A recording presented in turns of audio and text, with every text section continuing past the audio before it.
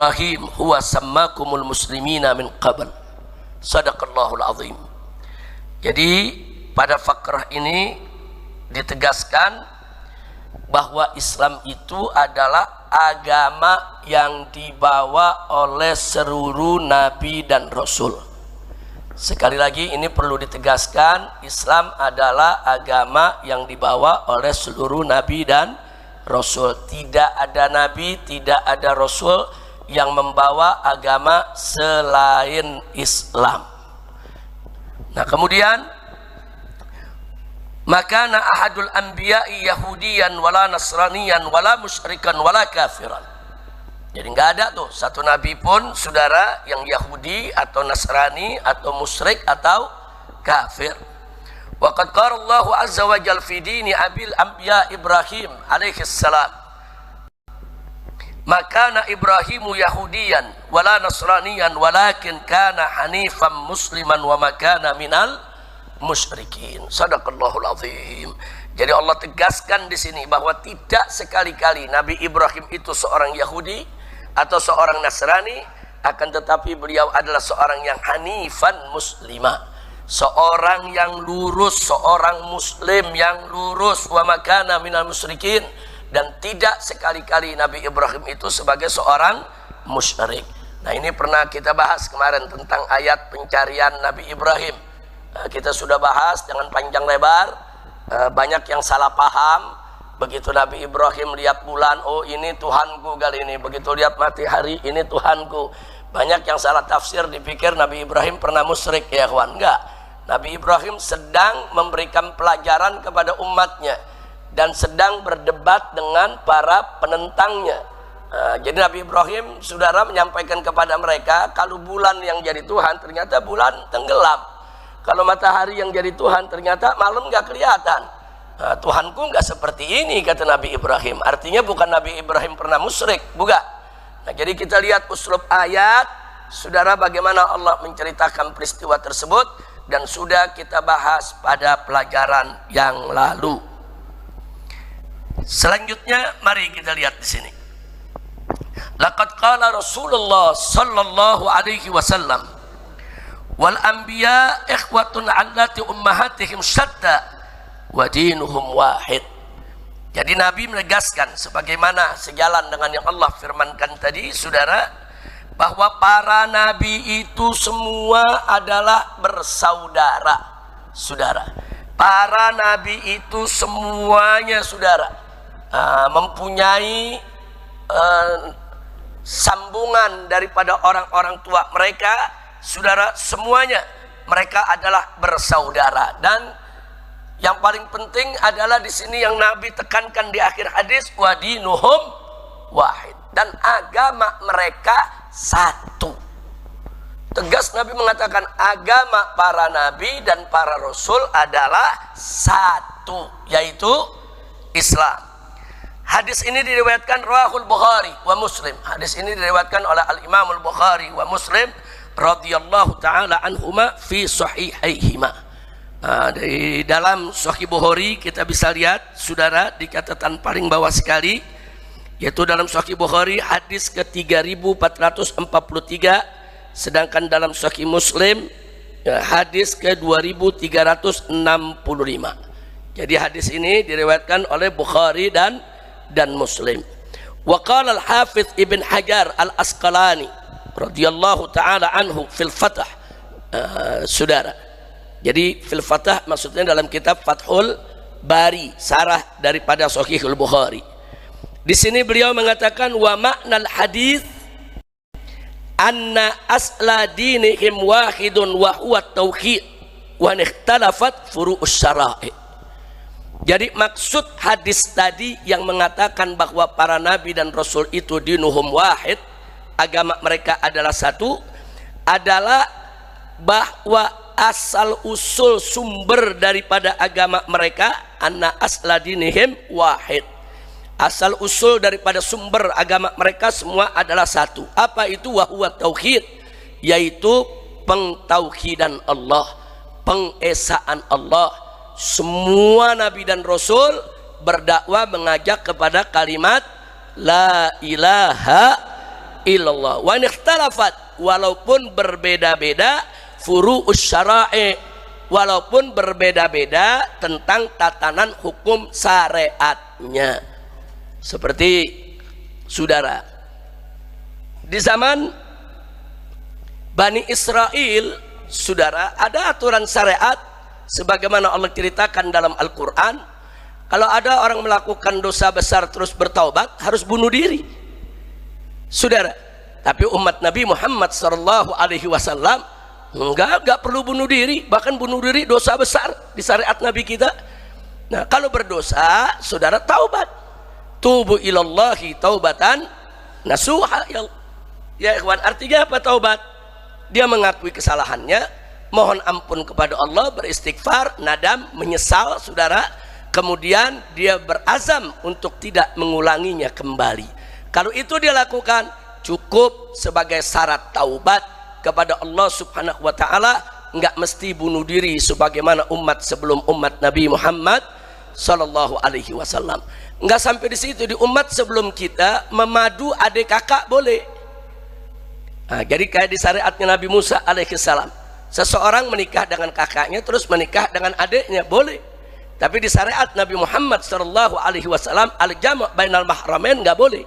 Bukan hanya adik kakak, enggak boleh. Menggabungkan antara bibi dengan keponakan enggak boleh, saudara. Digabung begitu, saudara, dimadu enggak boleh.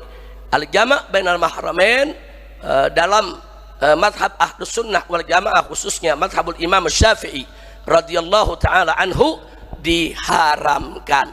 Jadi syariat yang dibawa oleh para nabi, ya ada yang berbeda-beda ya kawan. Bagaimana cara sholatnya, bagaimana puasanya, bagaimana jumlah hitungan puasa, ya berbeda-beda. Tapi untuk urusan akidah, untuk urusan tauhid, semuanya sama. Dan agama yang dibawa semua sama, yaitu agama tauhid, agama Islam yang dibawa oleh Nabi kita Muhammad sallallahu alaihi wa alihi wa sahbihi wasallam. Nah, baiklah ya ikhwan, sampai di sini saya ingin menggaris bawahi dulu. Saya minta tolong kepada semua para kiai, para ustadz, para pimpinan pondok pesantren, para dai, para mubaligh, saudara, begitu juga para santri. Nanti kalau sudah lulus keluar di sana, tolong jaga umat kita dimanapun kita berada.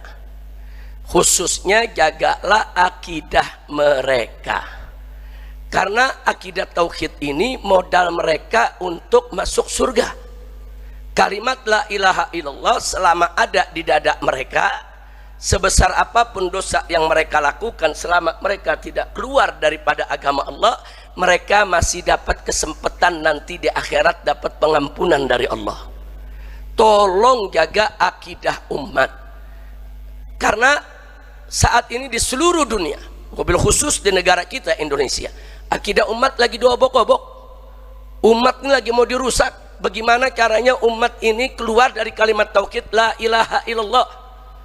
Kemudian ajaran campur agama di mana-mana terjadi, termasuk di Indonesia. Padahal mari kita lihat sejarah Nabi kita Muhammad sallallahu alaihi wasallam. Tatkala orang-orang kafir Quraisy sudah putus asa, teror Nabi enggak mempan, intimidasi Nabi enggak mempan, memfitnah Nabi enggak mempan, mencaci maki Nabi enggak mempan untuk membungkam dakwah Nabi, menyiksa para sahabat Nabi enggak mempan, saudara. Aneka ragam cara dilakukan enggak mempan, saudara. Nah, sampai akhirnya mereka bujuk Nabi dengan dunia, mau dijadikan raja Arab, mau dicarikan perempuan tercantik di tengah bangsa Arab. Enggak sampai di situ, mau diberikan harta benda masyarakat Quraisy kepada Nabi untuk agar Nabi menjadi orang terkaya. Semuanya enggak mempan, enggak mempan, saudara. Nah, begitu mereka ada di puncak putus asa, akhirnya mereka kirim Utbah.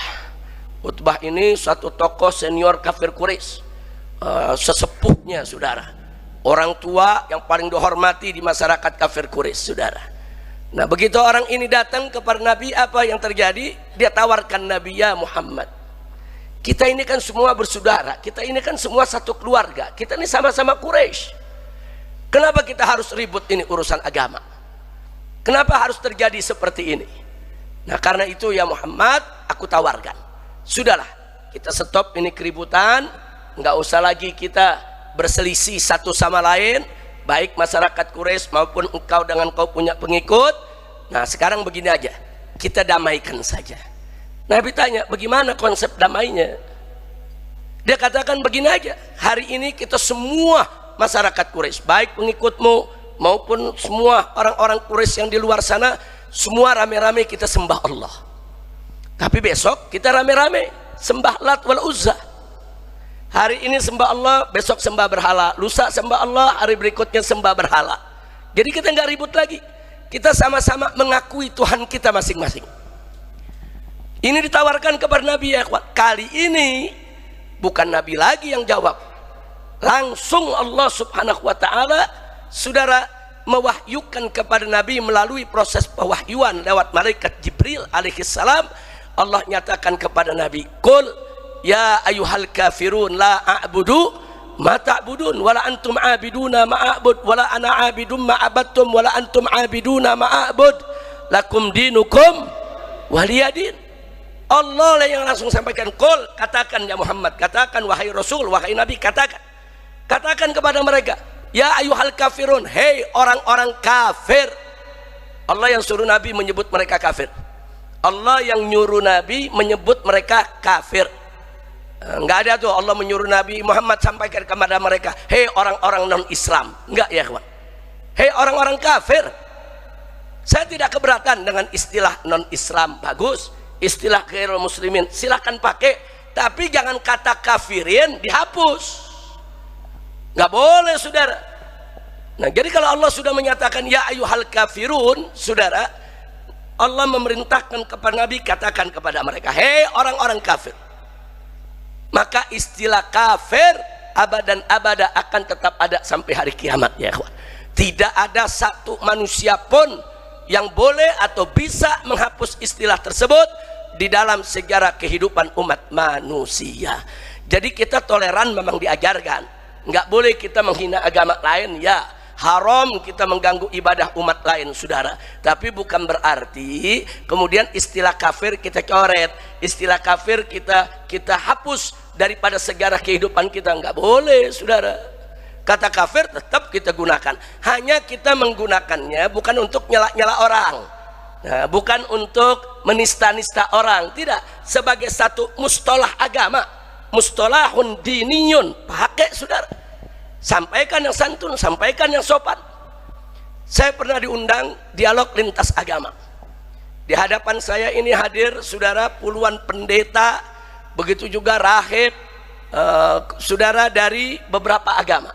Mereka tanya, Habib Rizik, kenapa sih kami disebut kafir? Kami ini merasa terhina disebut kafir. Kita jawab, kita sampaikan begini, kita bilang kafir itu istilah Quran, istilah kitab suci yang ditujukan kepada orang-orang yang hatinya masih tertutup, tidak mau menerima Islam.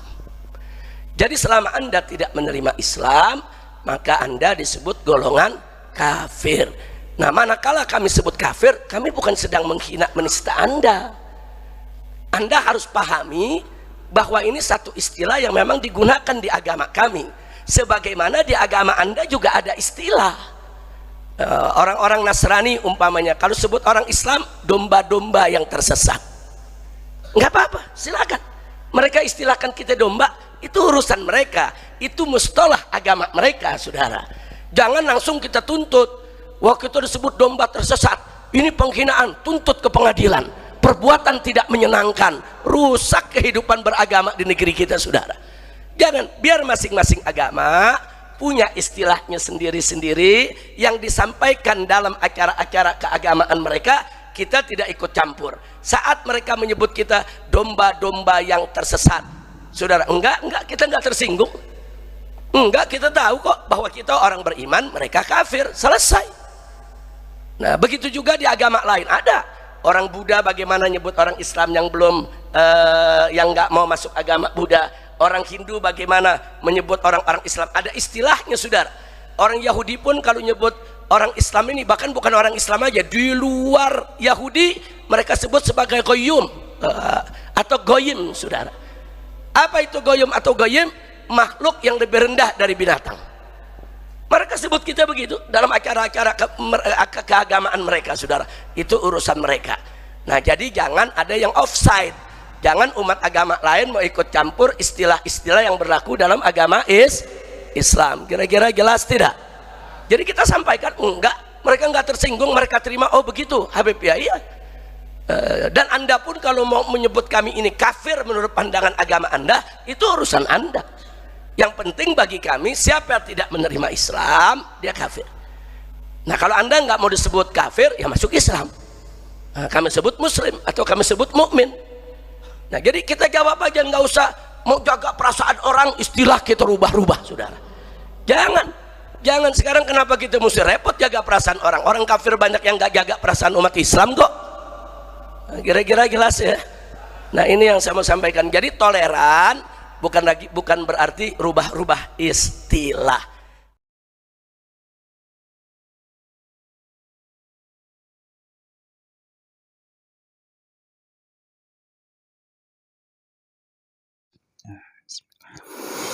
Assalamualaikum warahmatullahi wabarakatuh. Baik teman-teman semua, kembali lagi di channel ini. Nah pada kesempatan ini saya ingin kembali lagi memberikan tutorial cara mengedit sebuah video teman-teman ya.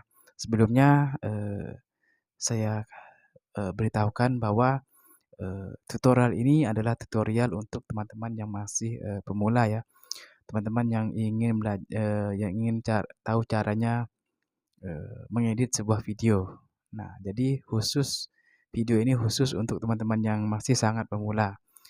Kalau yang sudah pro, yang sudah ahli ya tidak perlu lagi menonton video ini. Nah, teman-teman pada kesempatan ini saya ingin memberikan tutorial cara agar suara atau audio pada sebuah video itu memiliki efek atau semacam bisa bergema teman-teman ya. Nah, dan ini cocok untuk teman-teman yang hobi bernyanyi atau mengcover lagu ya. Jadi ketika teman-teman ingin bernyanyi direkam menggunakan HP, nanti suaranya diedit agar menjadi lebih bagus, lebih bergema teman-teman ya. Jadi lebih enak didengar. Nah, caranya juga yang saya gunakan ini adalah cara yang sangat mudah, simple, dan tentunya bisa diikuti oleh teman-teman yang masih sangat pemula ya. Jadi teman-teman seperti itu teman-teman ya. Jadi mari langsung saja kita ke videonya. Oke teman-teman semua, di sini saya menggunakan aplikasi yang bernama Capcut teman-teman ya. Nah, jika teman-teman yang masih mohon maaf, teman-teman yang baru saja melihat video ini dan teman-teman masih belum mempunyai aplikasinya, silahkan diunduh terlebih dahulu teman-teman ya. Di Play Store juga ada, tinggal diunduh dan akan terinstall otomatis. Nah bagi teman-teman yang sudah mengikuti video ini dari awal pasti sudah memiliki aplikasinya teman-teman ya. Nah jadi saya asumsikan bahwa teman-teman semua sudah memiliki aplikasinya, tinggal kita buka aplikasinya. Nah, maka tampilan awalnya akan seperti ini teman-teman ya. Nah, terus selanjutnya kita klik proyek baru teman-teman ya. Klik baru sebentar teman-teman ya. Saya cari dulu videonya. Nah, videonya seperti ini teman-teman. Saya menggunakan video saya sendiri. Ini hanya sekedar contoh. Jika teman-teman ingin langsung mencobanya pada video video teman-teman nyanyi ataupun apalah, yang penting ini sebagai contoh saja agar teman-teman bisa dengan mudah untuk mengikutinya. Nah, ini suara sebelum diedit teman-teman ya. Sebentar saya ingin mendengarkannya kepada teman-teman semua.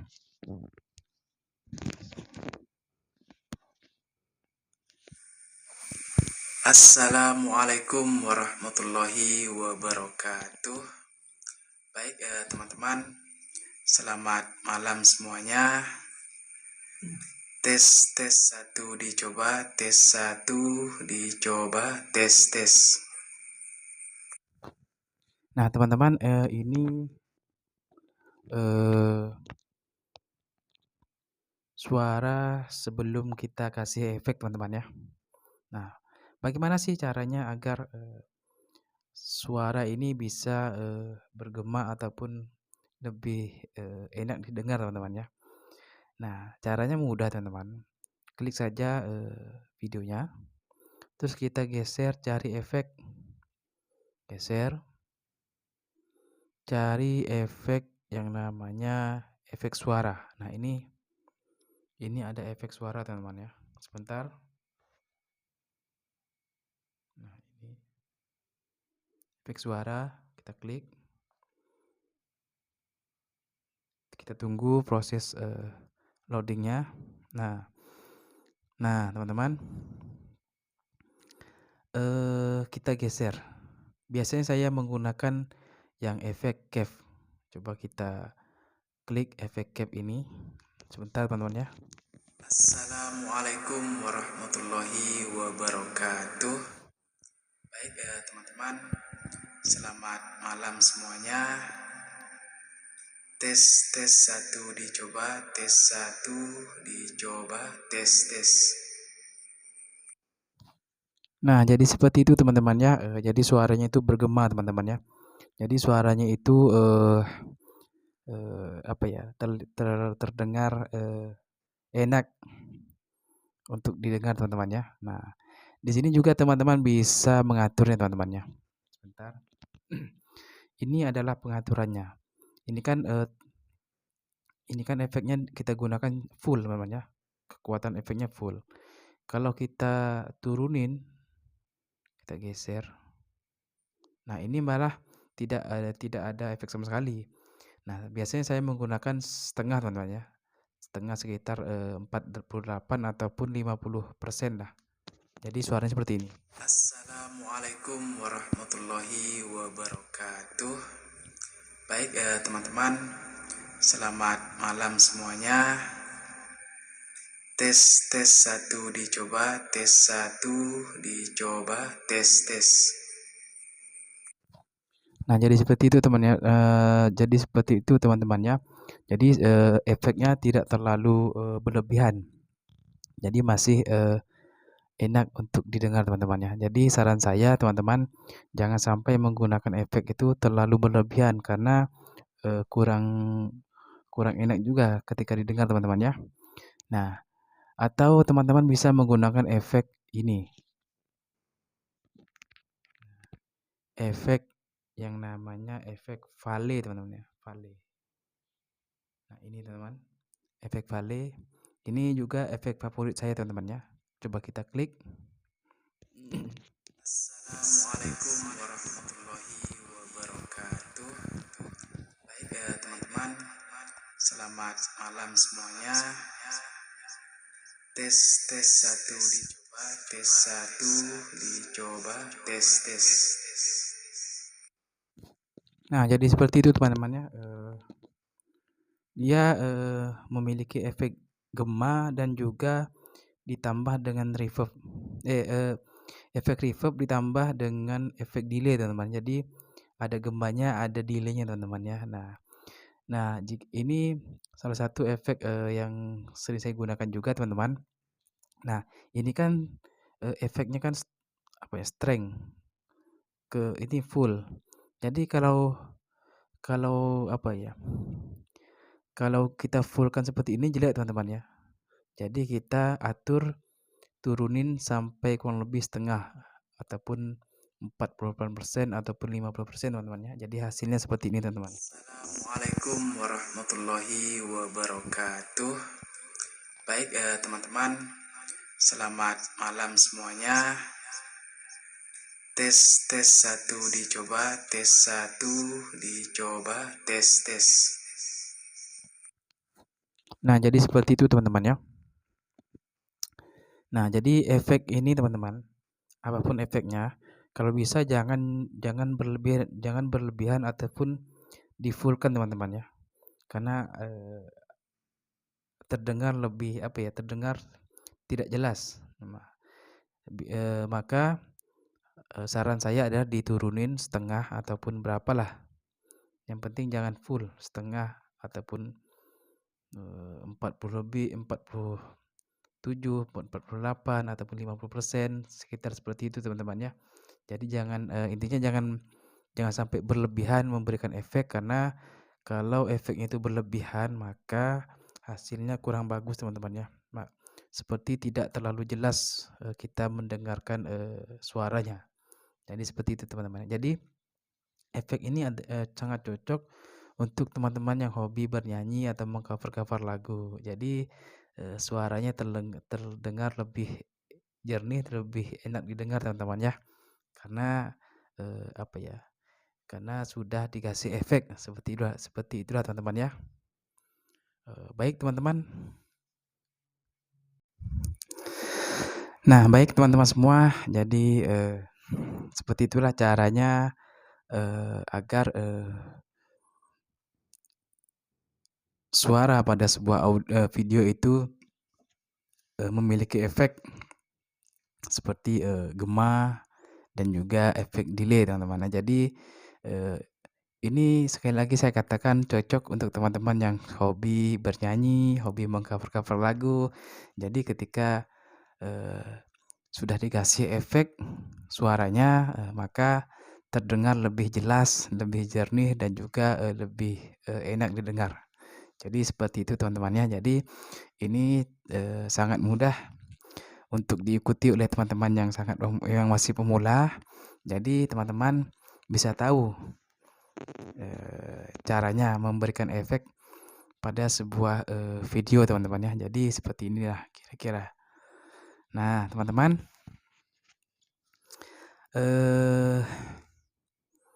mungkin cukup sampai di sini video tutorialnya. Saya ingin katakan bahwa sekali lagi bahwa video tutorial ini dikhususkan untuk teman-teman yang masih sangat pemula teman-teman ya. Dan saya mohon maaf jika dalam penyampaian saya itu kurang paham dan ataupun kurang dipahami oleh teman-teman semua, karena masih saya menjelaskannya masih belepotan karena karena saya juga masih pemula teman-teman ya. Karena ngomong saya itu belum lancar.